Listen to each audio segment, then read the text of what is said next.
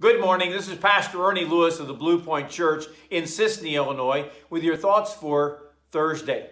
During these days, whenever we may become discouraged or depressed, there are several scriptures that encourage us to go on. Now, they're not the kind of thing that says, pick yourselves up by your own bootstraps, get out there and do better this time. You can do it on your own power. No, the Bible actually calls on us to lean upon the Lord. Paul tells us in Ephesians chapter 6, finally, my brethren, be strong in the Lord and in the power of his might. Put on the whole armor of God that you may be able to stand against the wiles of the devil. This word finally here deals with the fact that Paul has given them several instructions. First of all, about how to live in the Spirit, about how to behave as husbands and wives, as parents and children, even as masters and servants. And now he says, in order to keep all those obligations to Christ, you need to be strong in the Lord. In other words, you will not be able to do these commands on your own. You will not be able to live out the duties and serve the Lord faithfully as he wants us without his power on your life.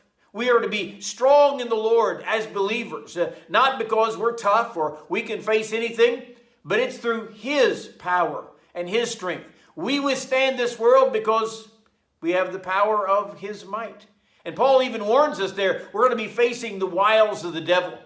When I think of that word wiles, I'm always reminded of Wile E. Coyote. And it is such a wrong picture because the wiles of Satan are nothing like that bumbling coyote who could never get near to catching a roadrunner.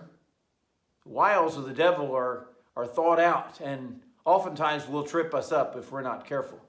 He also tells us there that we're not wrestling with flesh and blood, but against principalities and powers and rulers of darkness.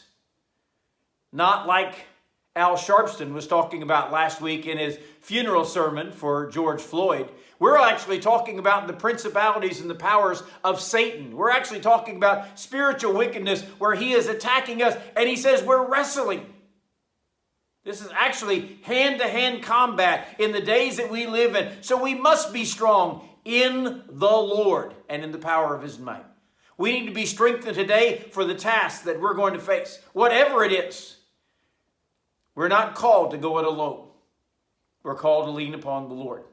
So whatever it is you're facing today or whatever has discouraged you, depressed you, remember to lean on the Lord. And be strong in the Lord and the power of his might, that we can overcome whatever this world throws at us, because we have his power to stand on.